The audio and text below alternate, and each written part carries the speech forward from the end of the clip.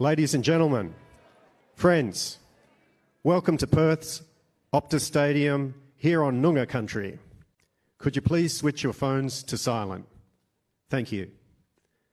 And now, from the Wudumba Noongar Dance Group, would you please all give a warm welcome to James Webb.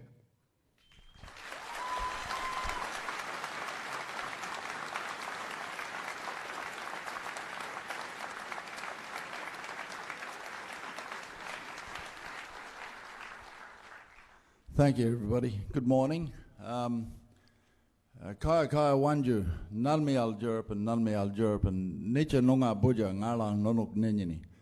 I'm James Webb, or you can call me Gumbiari, my traditional name. I perform and run the Wadamba Noongar Dance Group. We go out to a lot of schools, festivals, and a lot of stuff over the last 20 years.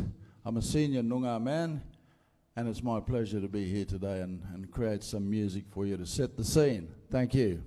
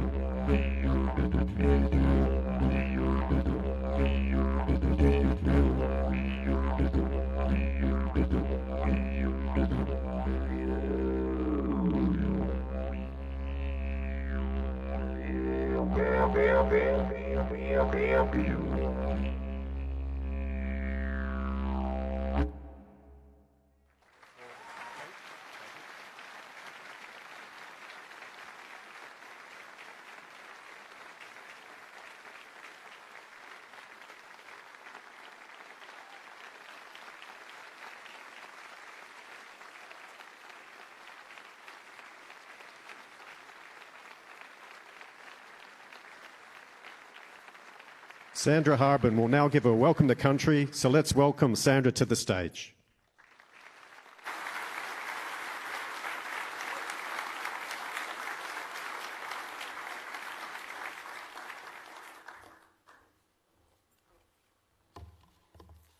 Kaya and Wanju. Hello and welcome. My name is Sandra Harbin, or Collard, and I'm a Wajak Noongar woman. My Mort or my family come from the Benel, Maguire and Reedy family groups. You will hear the first language of this land spoken throughout my welcome to country here today. That is the Noongar language. Australia's Aboriginal cultures are the oldest and continuous living cultures in the world, of which the Noongar nation is the largest cultural bloc in Australia. So I'm very proud to be part of the Noongar nation. Nunuk Yaking Nija Wajak Noongar Buja. We are all standing here on Wajak Noongar land. Ngan Yaking Nija, I am standing here to conduct this welcome to country on behalf of the Wajak Noongar people and the Noongar nation at this significant event, the launch of the 2022 ALP federal election campaign launch. The Wajak Noongar people acknowledge the past, present and future Britiers or leaders of our country, the Honourable Anthony Albanese and the Honourable Premier of Western Australia, Mark McGowan. Kaya.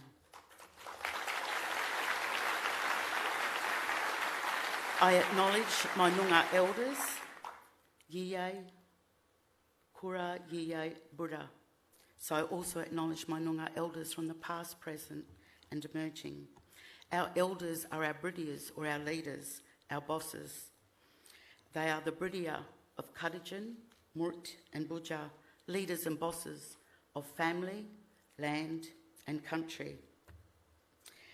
Our Britiers uphold Noongar law. I would like to particularly acknowledge Mr. Rudd and Mr. Keating.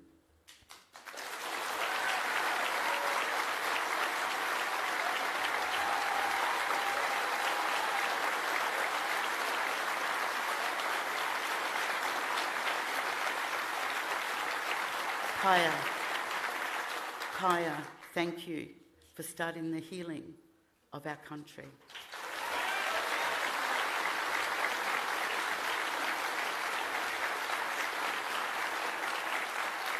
Sharing some of the Noongar cultural kadijan or knowledge is an important part of Welcome to Country. So for Noongar people, the Warkal is the Noongar rainbow serpent. It's the creator of the Noongar universe and giver of Noongar law, and gives Noongar people meaning to the foundation of life. Because the Warkal created the Belia, the beautiful Swan River, the Karadamunda, the beautiful Darling Scarp, which Noongar say represents the body of the Warkal. Matagarup, the place where Noongar people crossed from Mindira to Burulu to the Perth City, and Wundulia, the bend of the river where the Optus Stadium now stands.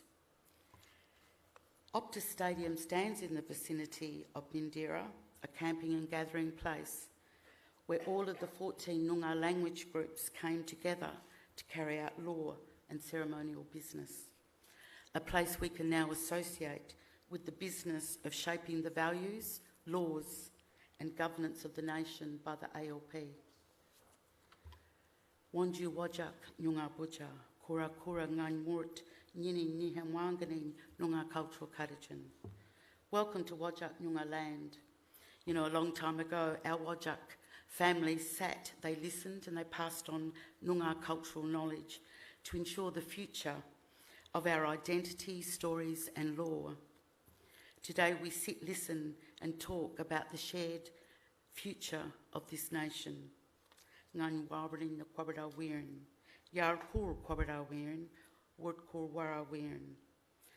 I have asked for the beautiful spirits to come here and to be with you and keep you all safe, protect you and bring good health to all of you here today. Can you all join in with me in giving a shout of praise in the Noongar language, Wura? Wura.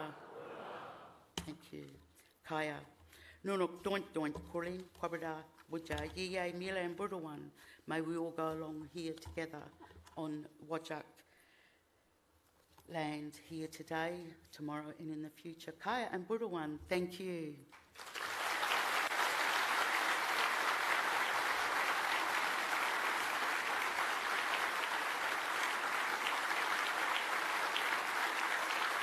Ladies and gentlemen, would you please be upstanding for the national anthem?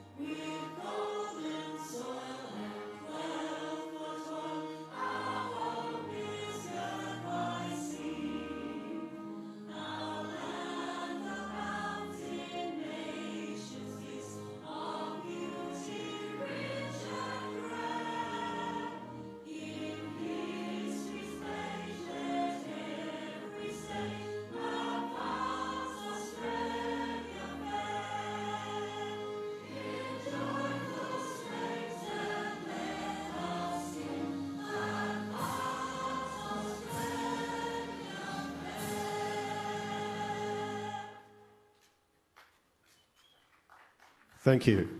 Please welcome the Labor candidate for Swan, Zanita Mascarenhas.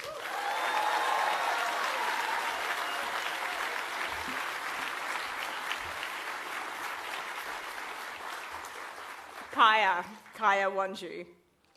I'd like to acknowledge the Wajak people of the Noongar Nation, their elders past, present and emerging. Thank you, James and Sandra, for that fabulous performance and welcome to country. I'm also proud that Labor will implement the Uluru Statement from the heart.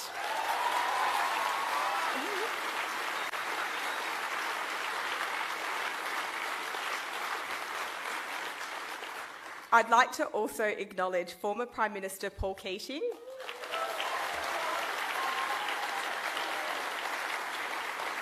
former Prime Minister Kevin Rudd,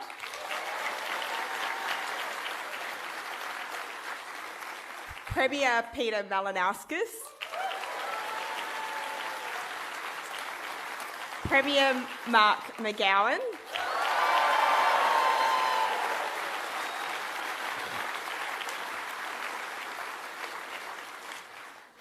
and the President of the Australian Labor Party, Wayne Swan.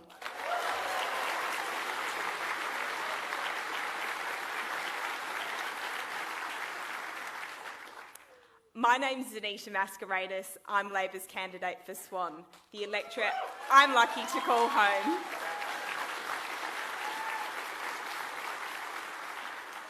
Welcome to Optus Stadium. You are right here in the heart of Swan. You're also at the home of last year's AFL Grand Final. Running for Parliament, it really is the perfect expression. It conveys the urgency of the task ahead. I'm running because I want to stand up for my community in the Parliament. I think that we want more. It's time for change. Australia is so ready and I want to be a part of that change. I'm the daughter of a metal worker and kindy cleaner. I was born in Kalgoorlie and grew up in Campbelda, a nickel mining town. I studied science and engineering at Curtin Uni, steel cap boots on a mine site. That's how I started my career. I've worked across dozens of sites across Australia, and for the last 12 years, I've worked as an engineer in climate change action. I'm now raising my family in East Vic Park. I love the opportunities that Australia and the Australian Labor Party has given me. Labor has been an extended family to me. Here in Swan and in every electorate across Australia, we have thousands of people stepping up to volunteer. Together, we're knocking on doors. In Swan, we've knocked on over 35,000 doors.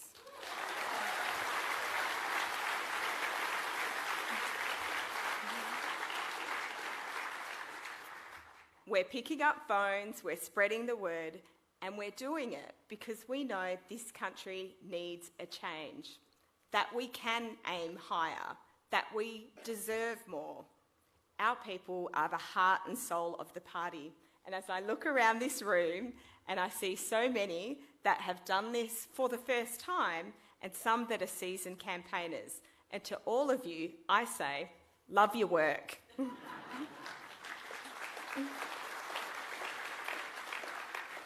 One of the things that's wonderful about the Labor Party is that we are more than a political party. We are a movement, a community of people who want a better deal for all Australians. The spirit of the Albanese Labor government will be amazing and just has been the spirit of every Labor government. No more pitting mate against mate or state against state. An Australian government that believes in Australia and backs all Australians. An Australian government that brings us together to set us on a path to a better future. And right at the heart of that Australian Labor government will be the person I'm about to introduce. Last week, Penny Wong did me the very great honour of launching the Swan campaign. Penny Wong is an inspiration. She's smart, compassionate, and like all good Labor people, she cares about fairness and inclusion. She represents us on a global stage, generating respect for Australia and standing up for Australian values around the world. Friends, it's my great pleasure to introduce to you the one and only Senator Penny Wong.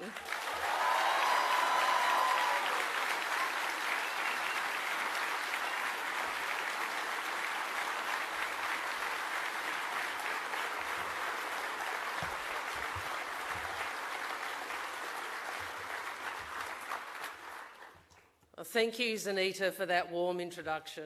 It's wonderful to be here in the great state of Western Australia. And can I thank again on your behalf James Webb and Sandra Harben for their welcome to country. A reminder that of the many reasons for a Labor government, first among them is the opportunity to fulfil the promise of the Uluru Statement from the Heart.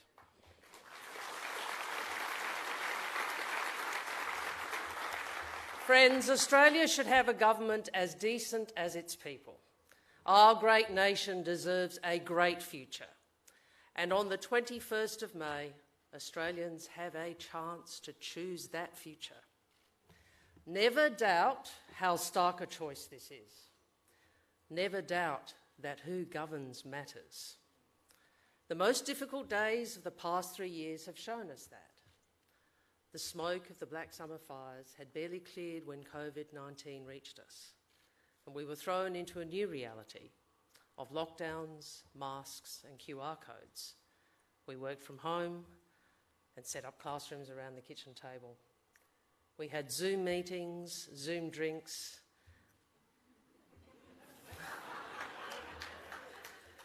and we had sad times too. We tragically had Zoom funerals. Families and friends were separated, livelihoods were lost, and industries were ravaged by a combination of the pandemic and deliberate government neglect. Australians in insecure work felt the brunt. Older Australians in aged care homes were left vulnerable, and then the floods came. Yes, the worst of times brings out the best in Australians, but too often their strength has not been matched by leadership. And as the world at home shifted, so too did the world beyond, and we feel those reverberations today. Russia continues its brutal war on Ukraine, and closer to home, developments in Solomon Islands remind us that complacency can exact a heavy price. Mr Morrison's best offer is more of the same, but that would carry the biggest price tag of all. So friends, on May 21st, Australians can choose something so much better. It's a choice between a united, focused Labor team or the Liberals and Nationals, a rabble that masquerades as a coalition, whose own members warn Australians that Scott Morrison is not fit to be the Prime Minister. It's a choice between Labor, which has delivered the big reforms, and 3 decades of unbroken economic growth, and the Morrison government, which doesn't know when to stop spending for themselves and never thought to start governing. A choice between a decade of disappointment and hope for the future. So friends, let's talk about the man who embodies that hope. A man who embodies the optimism and clear-eyed vision of the great Australian Labor Party he leads. The Albo I know is a man of courage and conviction, the most steadfast of friends, the toughest of fighters, and the kindest of hearts. I know no one braver for his cause, no one more reliable when you need him.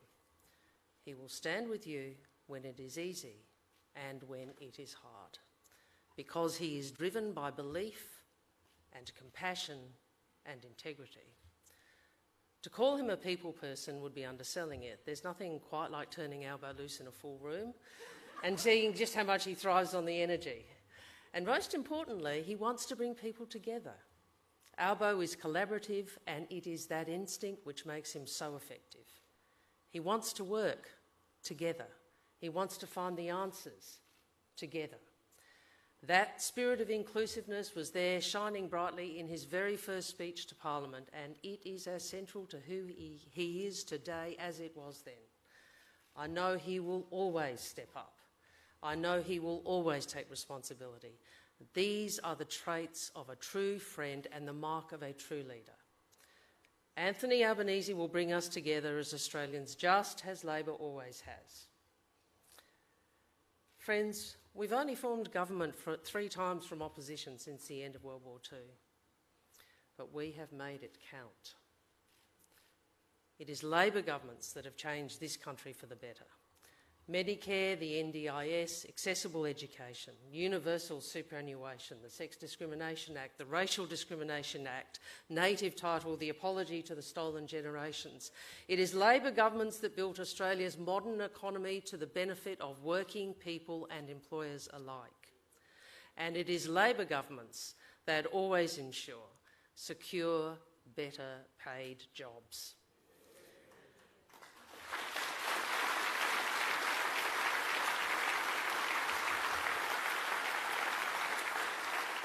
Friends, we understand that the privilege of forming government is not to be squandered.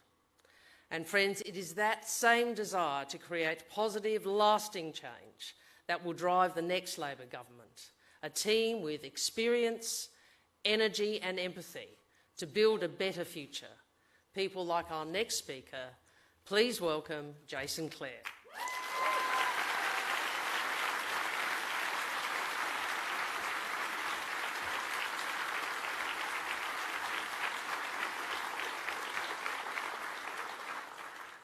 G'day everyone. Can I start by acknowledging the traditional owners of the land on which we meet and their elders, past, present and emerging. Former Prime Ministers Paul Keating and Kevin Rudd. Friends, Scott Morrison says this election isn't about him, that it's about you. And he's right. It is about you and how he's failed you. Not just flying off to Hawaii when our country was on fire, or thinking he could fix it with a forced handshake. Not just failing to buy enough vaccines when half the country was locked down. Not just leaving Aussies on their roof to escape the floods, forced to hire their own helicopters. It's more than that.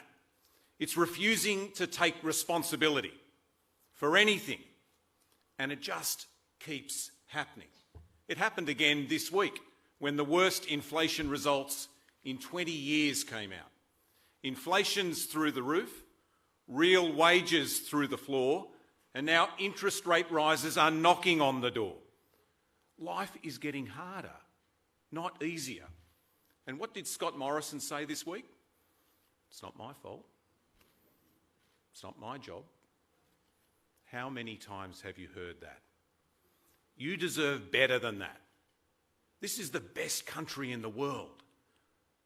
But you deserve a better government. You deserve better than a government that blows $5.5 billion on submarines that don't exist. You deserve better than a government that drops $50 billion on an NBN made out of enough copper to wrap around the planet 1.5 times. A government that's responsible for the worst decade of wage growth in history and did it to you deliberately. A government that thinks all you need to do to win the trust of Pacific nations is play the ukulele. And thinks climate change is what happens when you check out the April sun in Cuba.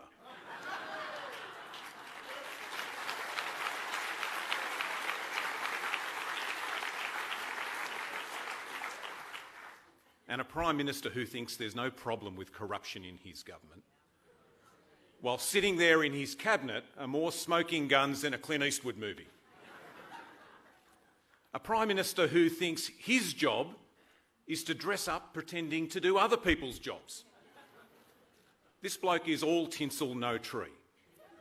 Nothing about this bloke is real except his ability to let you down. This government has now been in power for almost a decade, and they're asking for another decade. But they're not going to change, and they're not going to get any better. And they're not going to fix the big challenges that we face.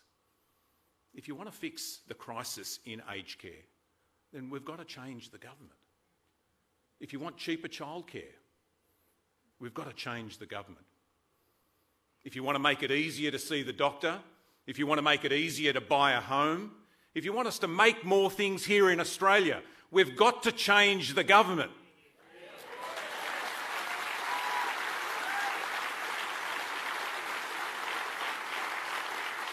And if you want more secure jobs and better pay, if you want real action on climate change, if you want to cut your electricity bills, we've got to change the government.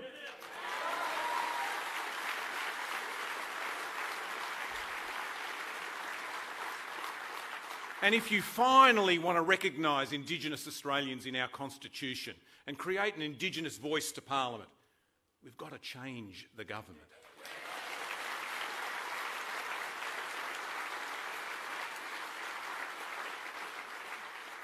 And if you want to make sure that corrupt politicians don't get away scot-free, then we've got to change the government.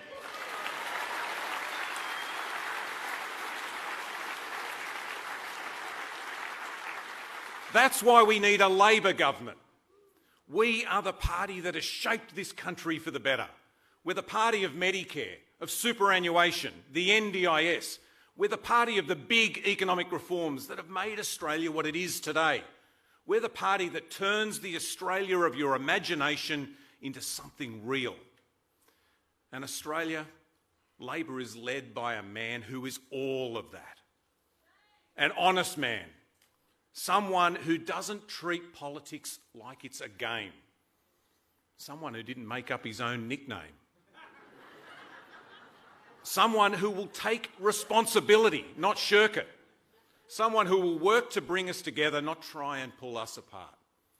Someone who understands that the most fertile place to plant our dreams and build a better future is the common ground between us.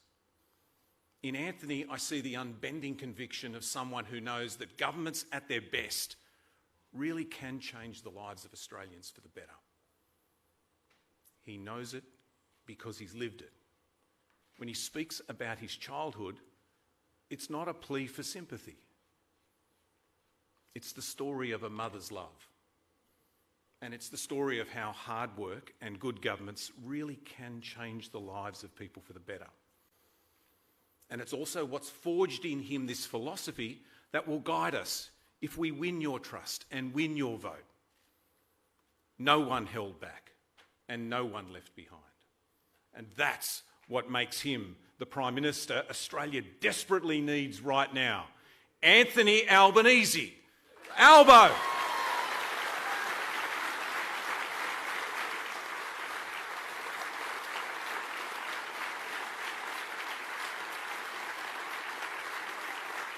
But before you hear from him, it's time to hear from another great Labor leader, someone who has kept this state safe and strong in the teeth of the pandemic, someone who is building a better future right here, right now in WA. Please welcome the Premier, Mark McGowan.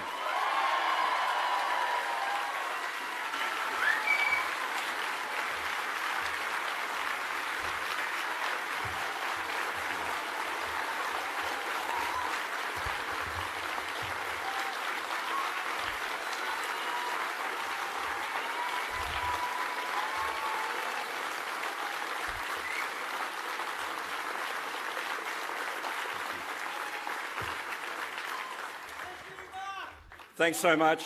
Thanks so much, everyone, and thank you so much, Jason, for that welcome. Can I start by acknowledging the traditional owners of the land upon which we meet today, the Whadjuk people of the Noongar Nation, their elders, past, present and emerging. It's a great pleasure to have the Labor family together, all here in the great state of Western Australia.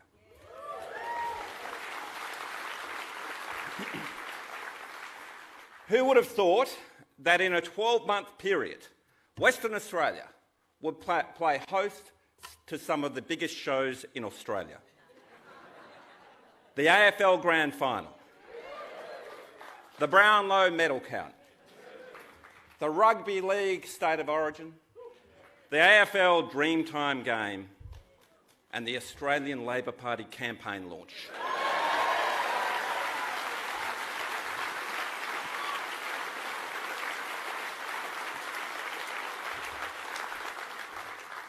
I welcome our state and federal colleagues here in Perth today, including South Australian Premier Peter Malinauskas,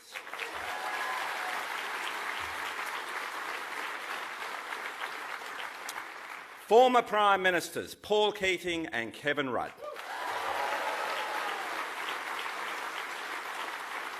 and the next Prime Minister of Australia, Anthony Albanese.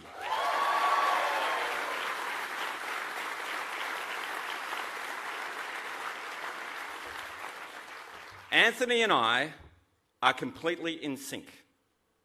It's not just about delivering affordable TAFE or more local manufacturing jobs. It runs much deeper than that. We both caught COVID on the same day.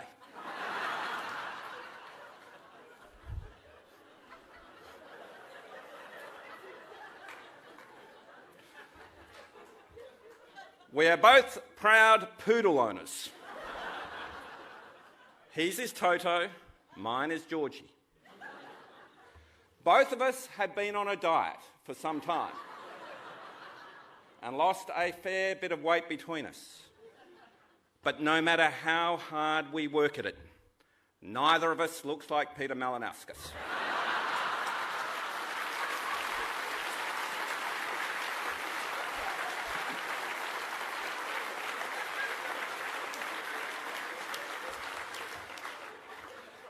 Anthony, like me, is a student of history.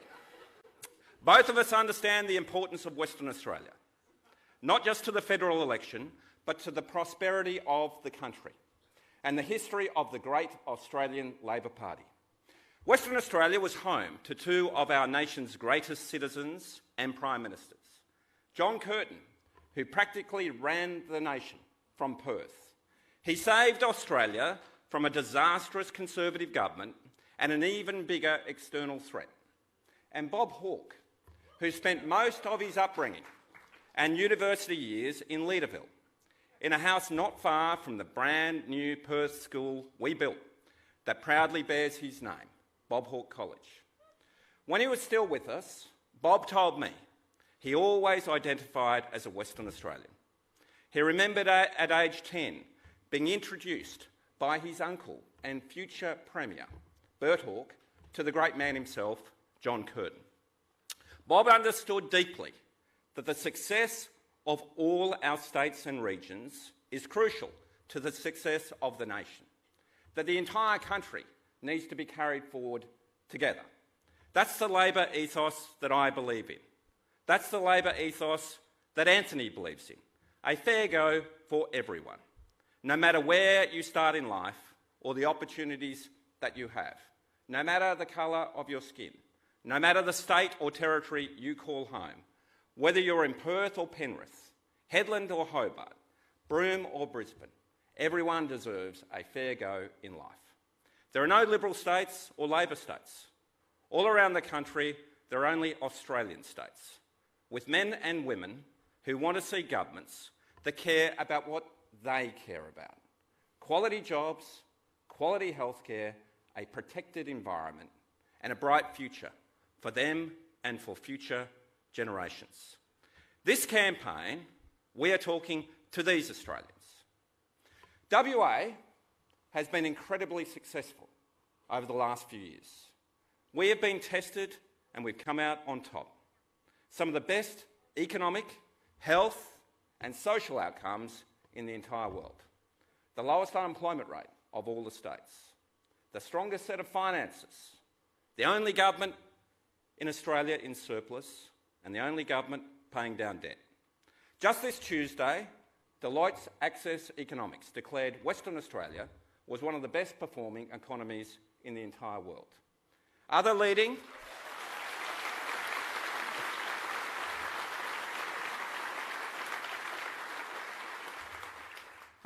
economic and financial institutions have recently published reports saying very similar things about Western Australia. And friends, we know that it is Labor governments that best manage our economy and responsibly manage our finances.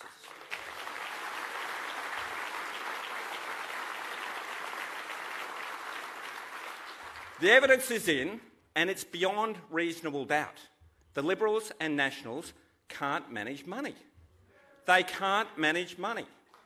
Our success in Western Australia comes from strong Labor economic and financial management. Our careful and cautious approach during the pandemic, and the magnificent effort of all Western Australians doing the right thing over the last 2 years. WA's success helps fund the nation. It helps fund Australia's recovery. Western Australia is proud to contribute to the rest of the country. We had to make the tough calls to be where we are today. We took responsibility during the pandemic. As a state, we stepped up and did what had to be done. We made the difficult decisions. Labor governments around the nation steered this country through some of its hardest times since the Second World War.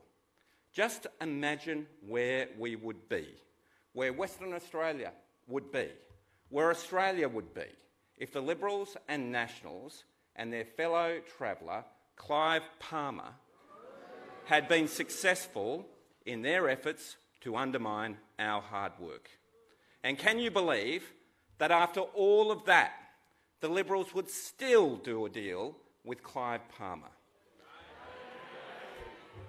There are no excuses for striking a preference deal like this with someone like Clive Palmer. To be that desperate and blatant, it's an insult to every Australian, and especially to every Western Australian.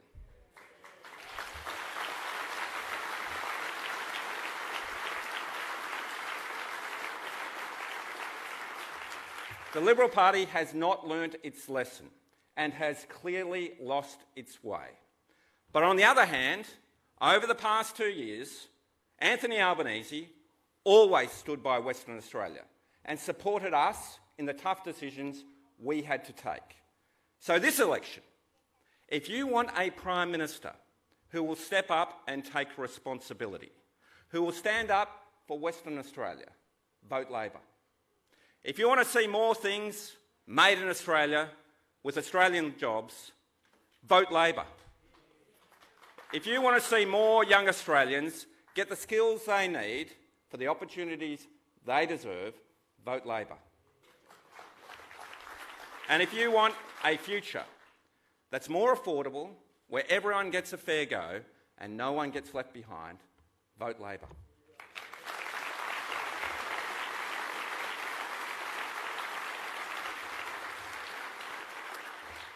I've known Anthony for a long time. He's one of the most senior and experienced figures in the nation. He is resilient. He is authentic. He is the real deal. He has boundless energy.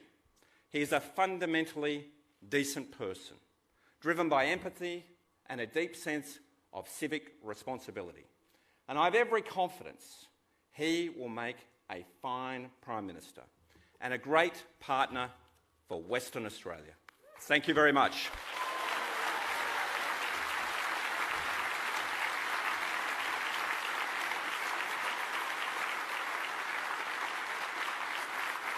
Australia, we can do better.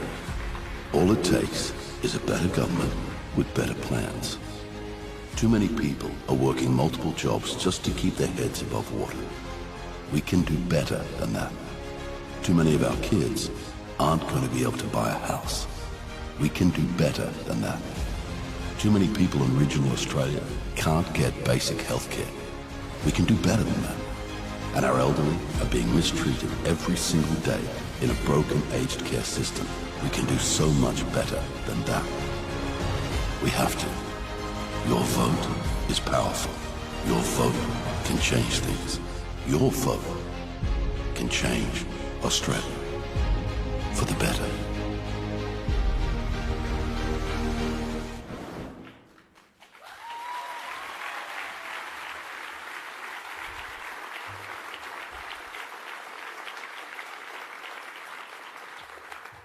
Ladies and gentlemen, I am proud to introduce the next Prime Minister of Australia, Anthony Albanese.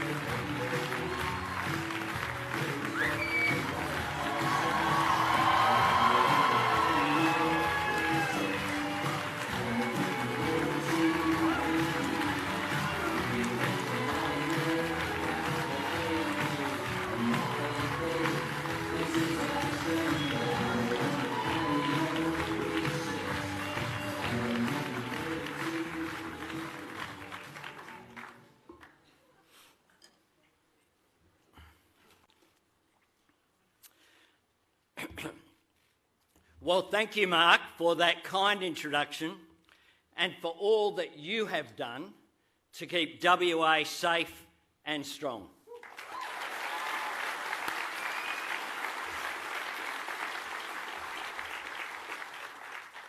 I look forward to working with you and all of our state premiers, including this bloke down the front here, Peter Malinauskas, who's here today and is already doing a fantastic job as the Premier of South Australia.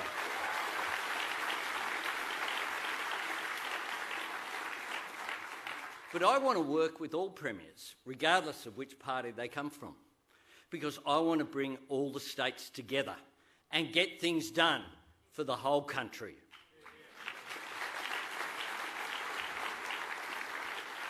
My fellow Australians, in just 20 days' time, you can vote for a better future. You can choose cheaper childcare, stronger Medicare, and fixing the crisis in aged care.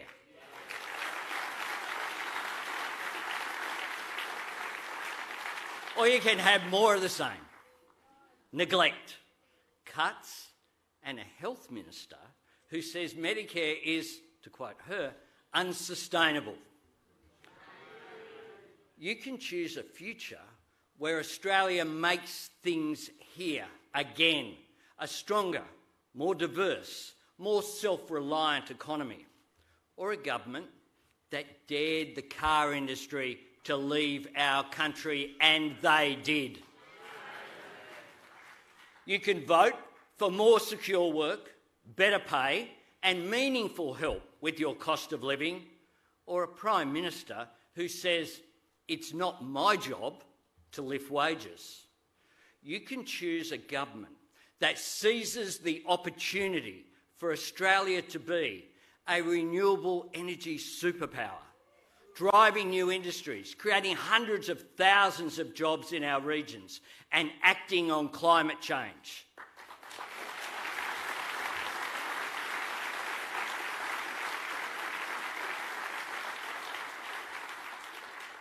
You can choose a government that recognises that national security is above politics and invests in cybersecurity, energy security, and real defence capabilities. You can choose to restore integrity to politics, to end the waste, and to end the rorts.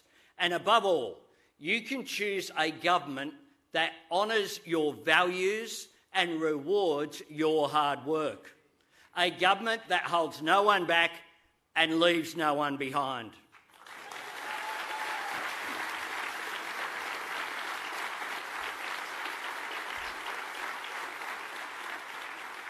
Now, I stand before you today seeking to lead that government and asking for your support to have the honour of serving as Prime Minister of the greatest country on earth. In the past 3 years, through the devastation of bushfires and floods and the once-in-a-century shock of a global pandemic, Australians have been simply magnificent. In the toughest of times, people have stepped up, but their government has let them down. I know Labor can do better, and I know Australians deserve better.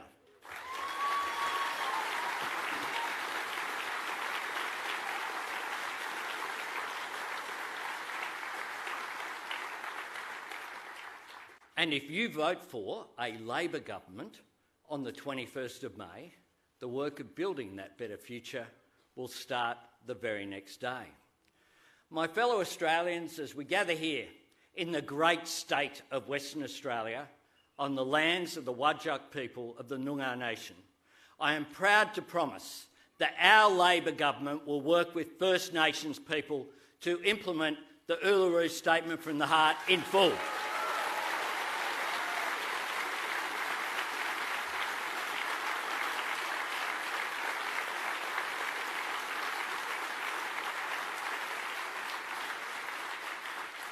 We will deliver a constitutionally enshrined voice to our Parliament.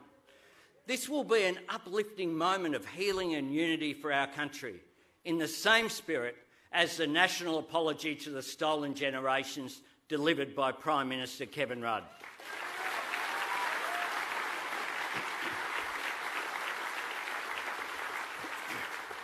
And I do want to acknowledge two great Labor Prime Ministers here today, Paul Keating and Kevin Rudd.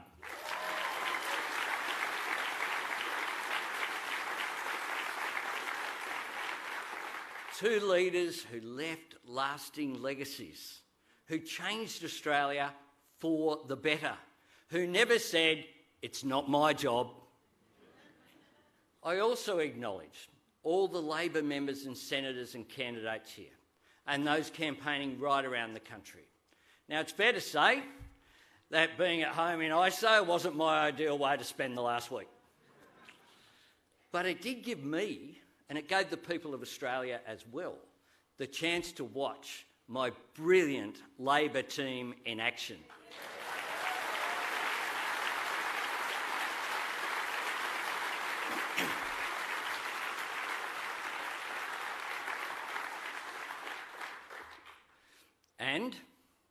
I do have to confess, it also gave me a moment, just a moment, of sympathy for Scott Morrison.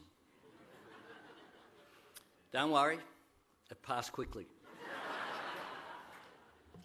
You see, I know I can count on Penny and Richard, Katie and Jim, and so many others to make the arguments for Labor.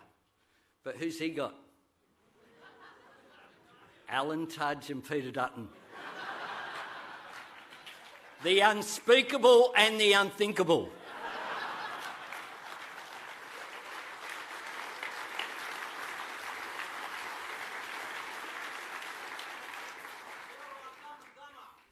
And then, of course, there's Barnaby Joyce. The inexplicable. So to all of my colleagues, thank you for your support and your hard work over the last 3 years. Yeah, give them a clap.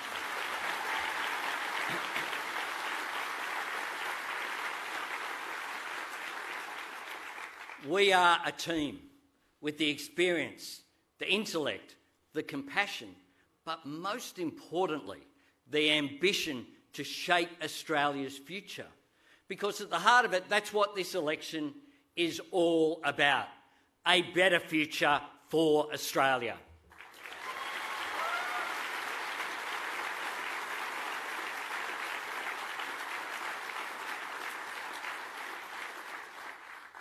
Now, the COVID pandemic has shown us the strength of our community, but it also revealed some of the vulnerabilities of our economy. The big question for Australia is, are we going to learn the lessons from this? Are we going to emerge stronger? Are we going to tackle rising costs and flat wages? Are we going to embark on a new era of economic reform with productivity growth at its centre? Are we going to strengthen our actual defence capability to meet the changing dynamic in our region? Are we going to strengthen our skills and training and manufacturing capacity to ensure we're not left isolated at the end of global supply chains? Are we going to seize this moment? Or are we going to, instead of going forward, just slide back? Are we going to risk 3 more wasted years? Now, Scott Morrison says you don't have to like him, but it's the better the devil you know. Well, here's what Australians do know. They know he failed on bushfires, and they know he then failed on floods. They know he didn't order enough vaccines and then didn't order enough rapid antigen tests. They know it's harder to see a doctor. They know aged care is in crisis. They know it's harder to buy a home and the cost of everything is going up, but their wages aren't. That's the devil you know. These problems didn't happen overnight. The government has had a decade in office, and in another 3 years, the problems that we need to fix will be even bigger. We can do better, but this is as good as it gets with this mob. My fellow Australians, through the pandemic, our country enjoyed an extraordinary advantage. We could close our borders and seal ourselves off from the world. And there's no doubt that that was the right call, which is why I supported it. But let's be clear, that's just not an option for the challenges ahead. We live in a globalised world. Economic competition doesn't stop at national borders. Climate change doesn't respect lines on a map. Strategic threats in our region cannot be quarantined. The foreign policy failure over the Solomons is proof of that. Australia, if we stand still, we will be left behind. If we don't shape the future will shape us.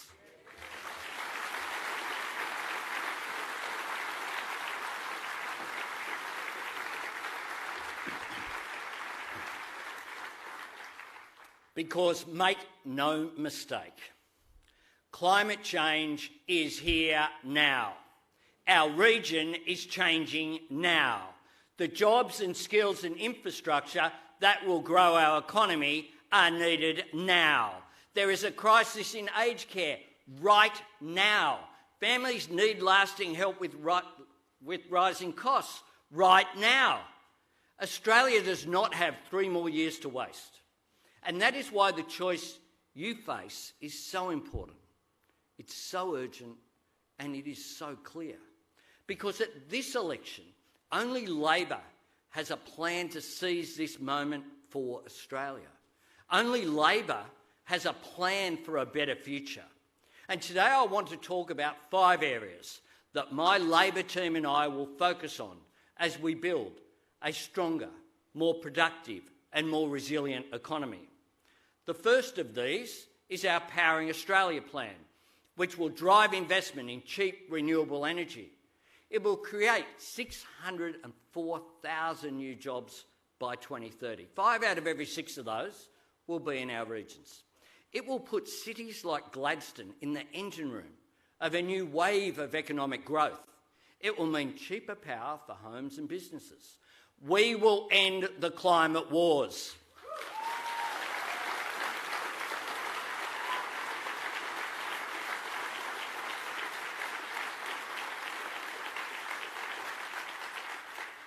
And our plan will help us protect our environment, our coasts, our farmland, our reef, our rivers, our forests. Because Australia's natural wonders, our unique species and our beautiful home must be left flourishing for future generations. But Powering Australia isn't just about the environment, it's not just about industry. It will deliver real benefits to Australian families too.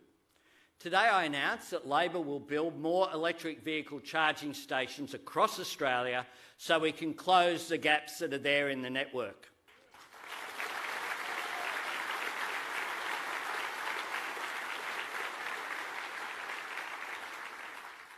And that means you'll be able to drive an electric vehicle across the country, from Adelaide to Perth, from Brisbane to Mount Isa.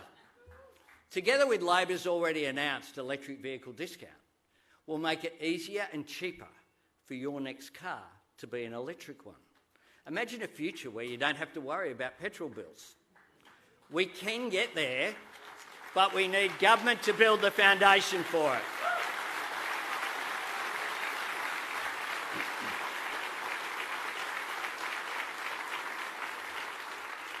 And yes, you can drive on the weekend too.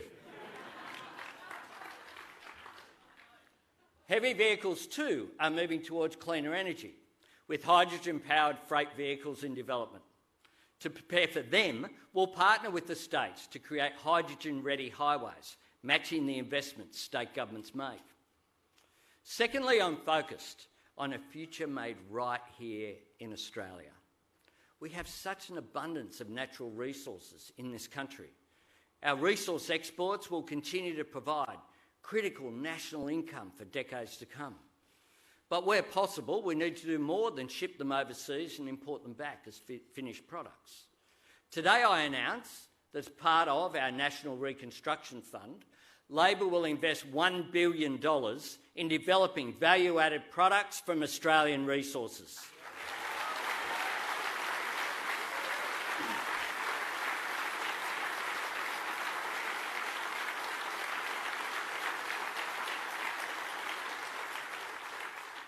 We'll take resources like lithium and nickel, essential elements of the batteries that will power the vehicles of the future, and instead of shipping them to another country to make batteries, we'll have what we need to make them right here. And then we can sell them to the world. Here in Western Australia, but right around the country, we'll invest in local industries that create local jobs. We will bring manufacturing back home.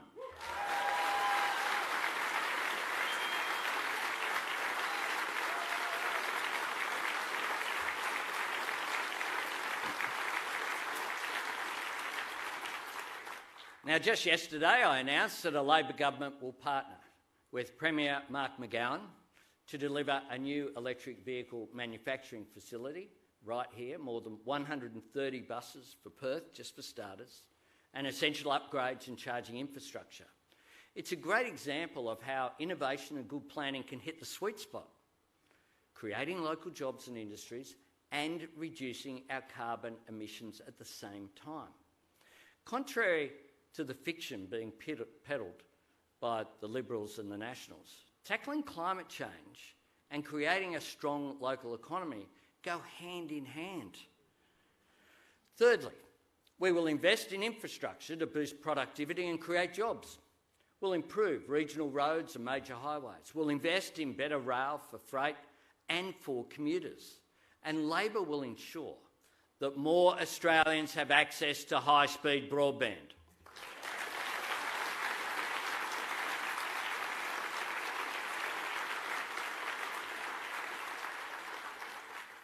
Now, a government that I lead will also use the power of government purchasing to buy Australian. We'll make sure that the projects that we commission bring benefits to Australian companies and will help small and medium businesses compete for contracts, because we should be using the power of government to back our own people and our own businesses. That's why we will mandate that 1 out of every 10 jobs on federally funded work sites will be filled by apprentices or trainees.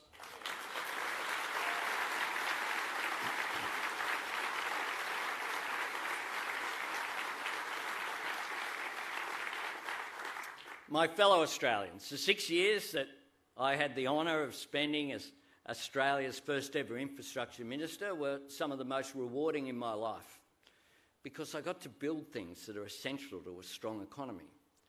Because in building things, you can see the power of government in action, making a real difference to people's lives. And you know that you're building to last, that the project that you commission today will serve future generations, just like Gateway WA and Perth CityLink are doing today.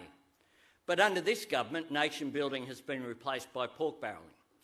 Now, nowhere is that more disgracefully obvious than the $600 million allocated to commuter car parks, most of which have never even been built.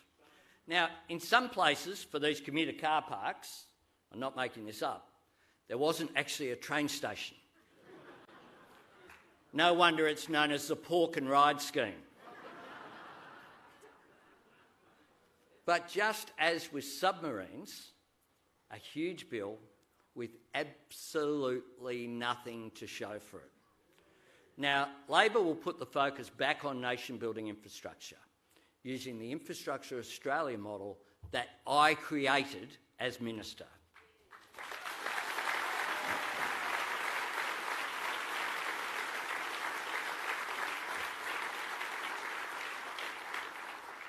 Now, the fourth element of our Better Future plan is in jobs and training. A Labor government will ensure a fair go at work extends to every Australian. Now, that means a fair day's wage for a fair day's work, a principle fought for by the trade union movement, which we celebrate today on May the 1st.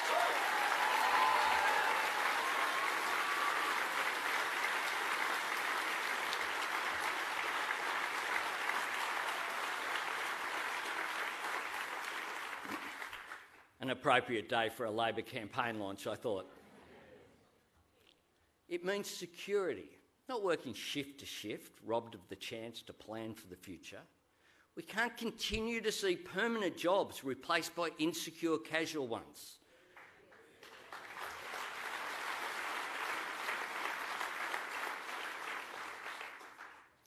Your bills aren't casual. People who want secure work need to be able to find it again. I believe that one of Australia's greatest untapped resources is the full and respectful economic participation of women.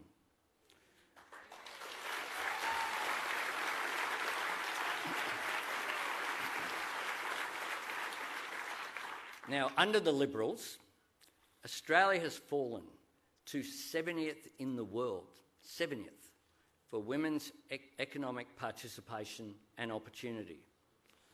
Labor has already committed to using all of the tools that we have in our power to close the gender pay gap. Today I announce that Labor will make gender pay equity an objective of the Fair Work Act.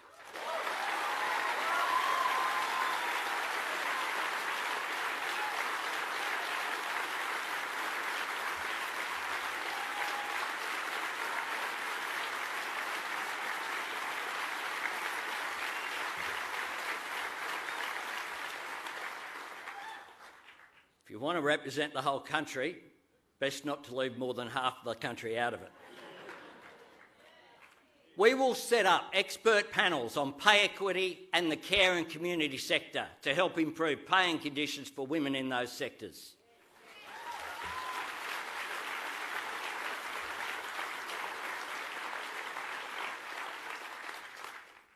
And I say this to people in this room, by those watching at home, that you all know that it was care workers who kept us alive through the pandemic. Care workers are the arteries of our nation, our regions, our cities, our suburbs. We must give them the respect and give them the investment that they deserve.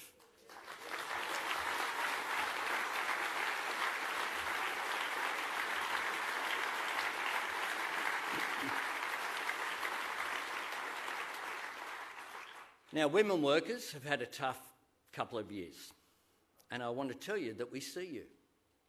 We see the work you have done, both paid and unpaid. We appreciate it and we value it. But we need to do more than simply thank you and applaud you. We need to fix the persistent structural barriers that prevent so many women securing decent jobs and careers and financial security over the course of your lives. That will be a key focus of a government that I lead.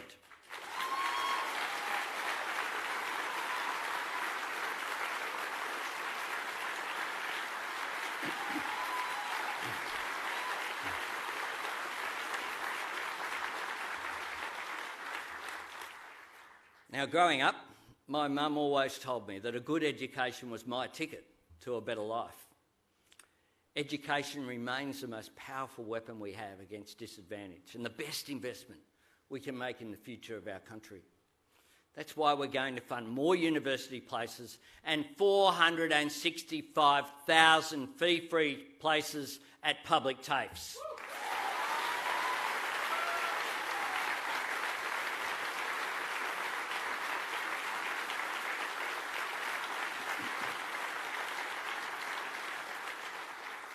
And we will create a new national authority, Jobs and Skills Australia, to ensure that the needs of the labour market can be met by Australians. A growing economy with more skilled workers for more good jobs. That's my vision.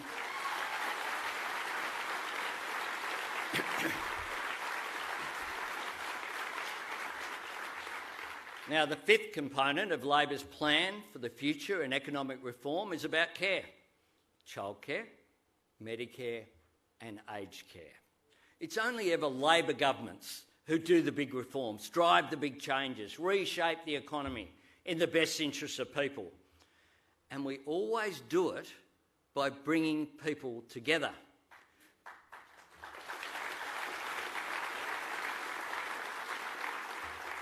Whether it be family businesses and workers, big employers and trade unions, states and the Commonwealth, Bob Hawke and Paul Keating created Medicare and universal superannuation.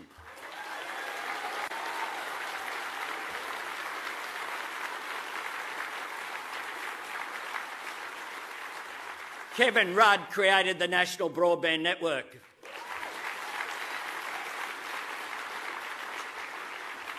Based on fibre, not copper, I might add. Julia Gillard created the National Disability Insurance Scheme with the critical support of Bill Shorten.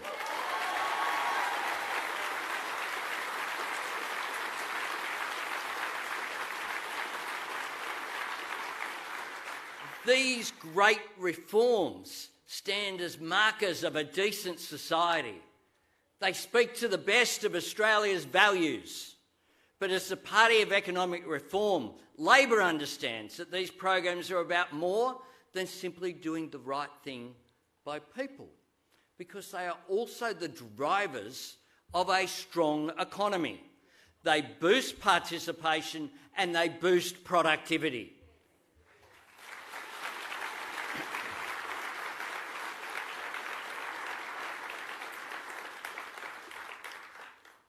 They take away costs that would otherwise be left to employers and businesses. Reliable, affordable, universal services are good for the economy because they arm people with the confidence to pursue their aspirations, to fulfil their potential. That's why Labor will defend universal superannuation and the right of every Australian to save for a secure retirement.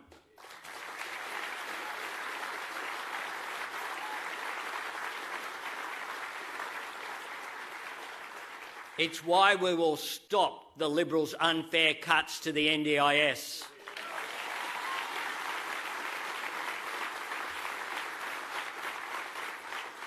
And it's why Labor will always protect Medicare.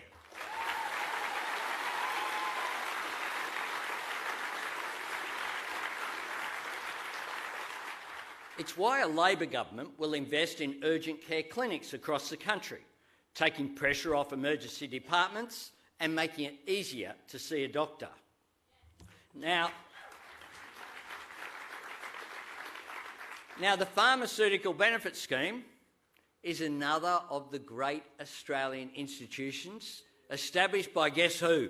Labor. Always Labor. And it's tangible proof of our unwavering commitment to universal health care. Today I announce that Labor will make medicines cheaper for millions of Australians.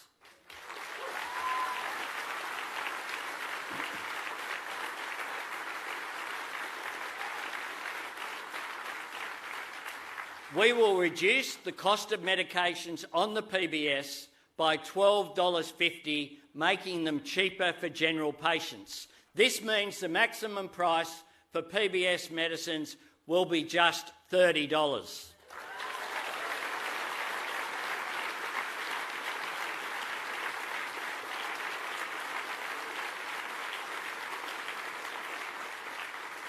Because we know that the price of medications has gone up under the Morrison government, just like the cost to see a doctor has gone up. Medicare will always be stronger under Labor.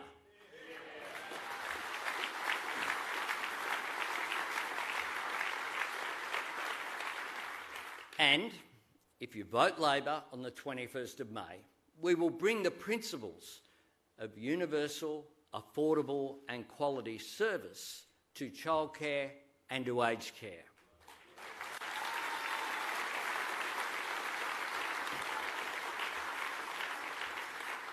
Now, for too long, our youngest Australians and our oldest Australians and their families have lived with broken systems.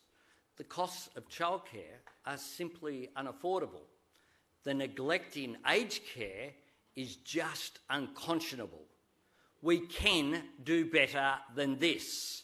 I will make it the Labor government's mission to do better than this and to fix this.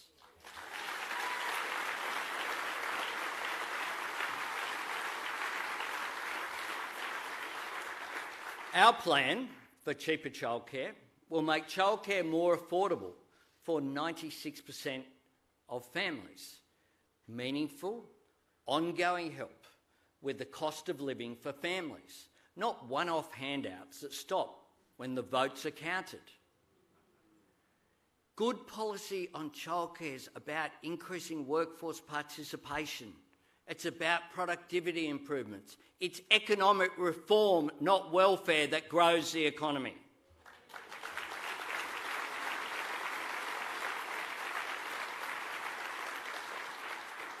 And our plan to restore quality and humanity to aged care.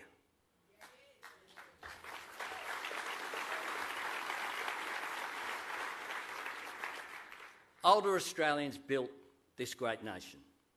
You deserve dignity and respect in your later years, not neglect. The one-word title of the government's own interim Royal Commission report. Just think about that. Neglect. Neglect.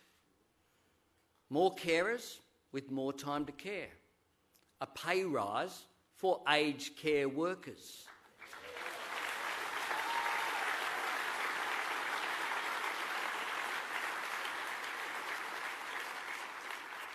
Tastier, more nutritious meals for residents, drawing on the skills of the legendary Maggie Beer.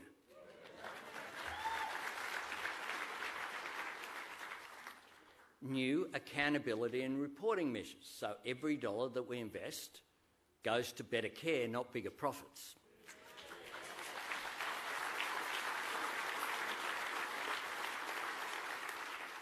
And critically, Labor will put the nurses back into nursing homes 24/7.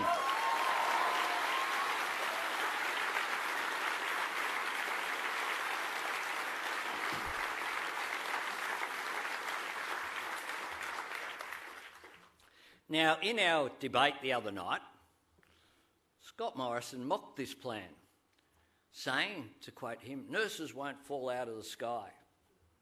Think about that for just a moment. You have a royal commission that he reluctantly established that has made these recommendations. That's where we got our policy from the recommendations of a royal commission.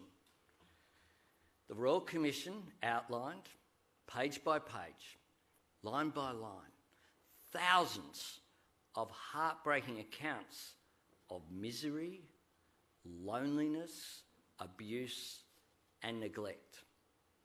A workforce at breaking point, a system in crisis, and he thinks it's somehow clever to say he's not even going to try to fix it.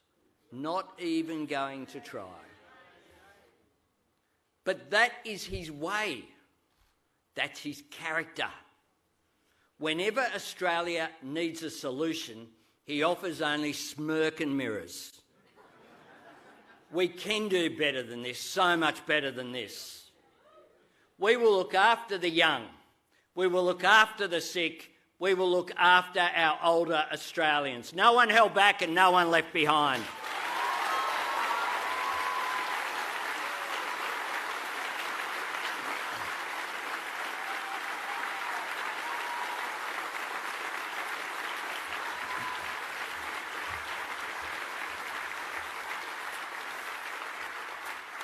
My fellow Australians, this is my vision for a stronger economy with greater opportunity, with new investments in Australian skills and jobs and manufacturing and energy, with a new commitment to higher wages and more secure work, with new support for better education and training, and new plans for cheaper childcare and decent aged care.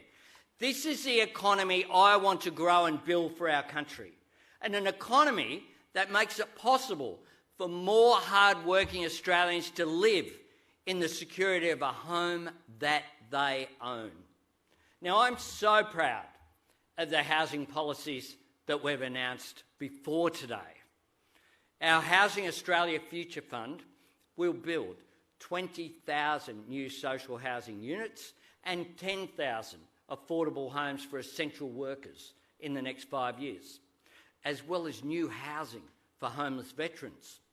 We'll provide $100 million for crisis and transitional housing for women and children at risk of violence, because too many women are being turned away by under-resourced shelters with no room, forcing women and their kids to sleep in their cars, on couches, or worse, return to dangerous situations.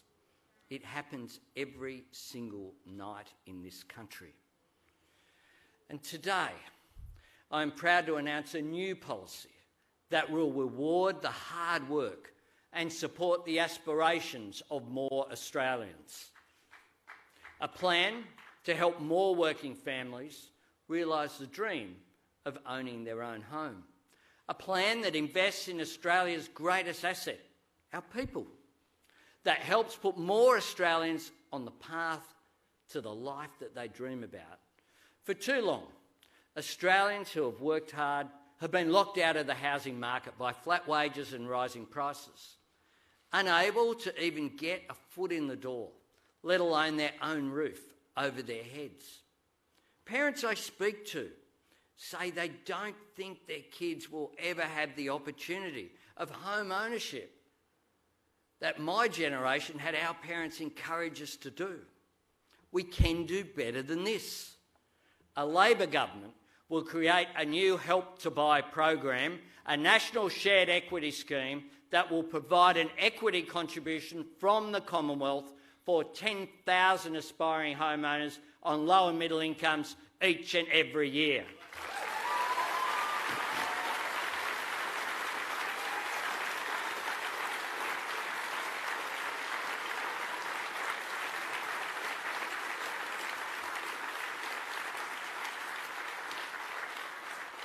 Now, if you have saved 2% of your deposit, we will contribute up to 40% of the purchase price of a new home or 30% of an existing home.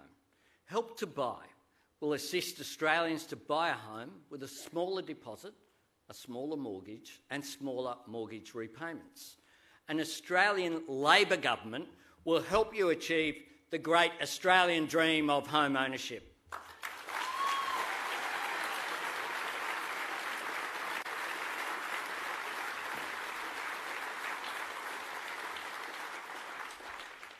It's a plan to put government to work, backing up and investing in everyday people, because that's what good government should do.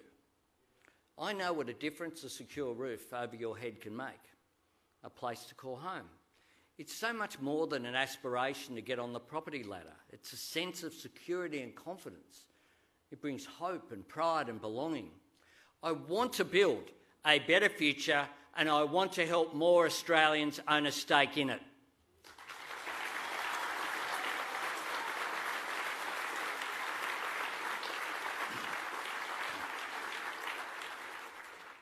Help to Buy is exactly what I mean when I talk about an economy that works for people rather than people just working for an economy. But I know full well that housing affordability and security are not problems that can be solved by the Commonwealth Government alone. We need to work in partnership with government at all levels, local councils, state governments and the Commonwealth coming together and working with the private sector to put all the tools at our disposal to work. And that's why I'm announcing that Labor will establish a National Housing Supply and Affordability Council. Fixing land supply and planning will improve housing affordability and boost economic growth. The council will bring together state, territory and local governments to encourage land release and to cut red tape.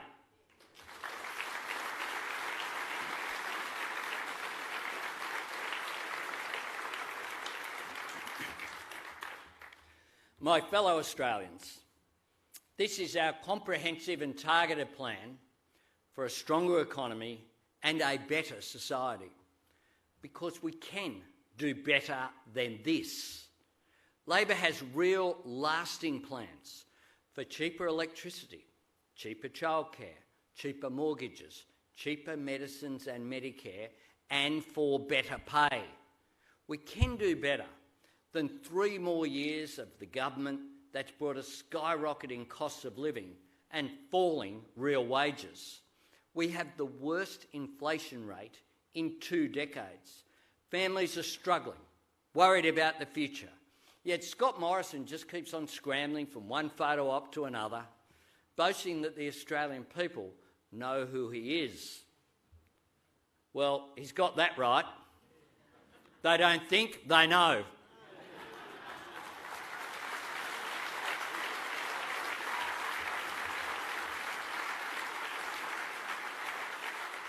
People know Scott Morrison goes missing when the going gets tough. People know Scott Morrison's response to the bushfire crisis was a dismissive, "I don't hold a hose, mate."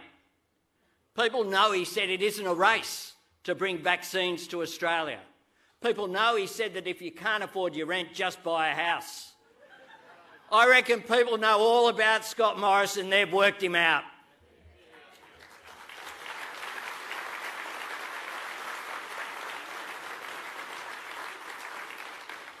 Australians understand that we can't bet our future on 3 more years of a Prime Minister who looks at every challenge facing our country and says, "That's not my job." For a decade now, the Liberals and Nationals have treated governing as an inconvenience and public money as a political slush fund. If you vote Labor, we'll change this. A Labor government will restore trust and accountability to national politics with a National Anti-Corruption Commission.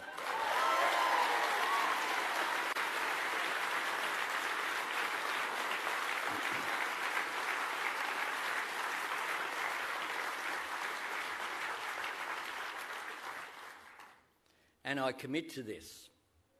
As your Prime Minister, I won't run from responsibility. I won't treat every crisis as a chance to blame someone else. I will show up, I will step up, and I will bring people together. I will lead with integrity, and I will treat you with the respect that you deserve.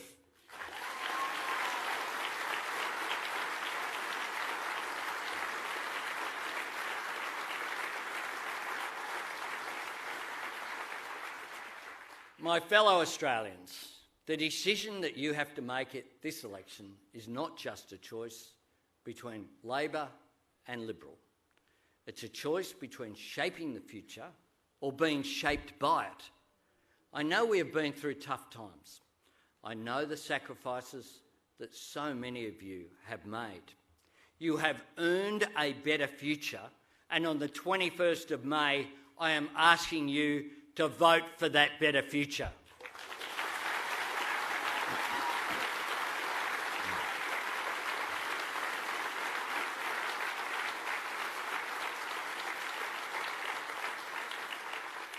Vote for universal health care through Medicare. Vote for cheaper childcare and cheaper energy bills. Vote for secure jobs and higher wages. Vote for strengthening our universities and TAFEs. Vote for action on climate change. Vote for dignity and respect for older Australians. Vote for an Australia that makes things here and stands on our own 2 feet. Vote to keep our nation secure.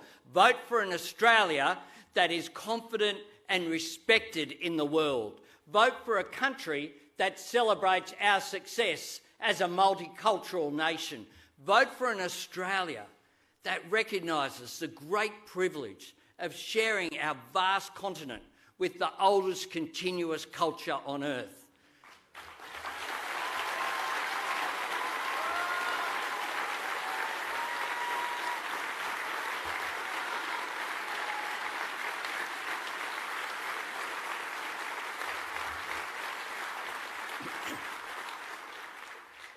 Vote for an Australia that believes the doors of opportunity should be open to every Australian, no matter where you live, who you pray to, or who you love.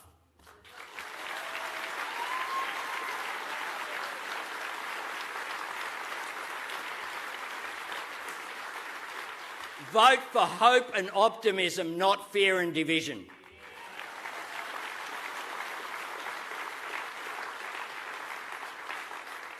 Vote Labor so together we can build a better future for all Australians. Thank you very much.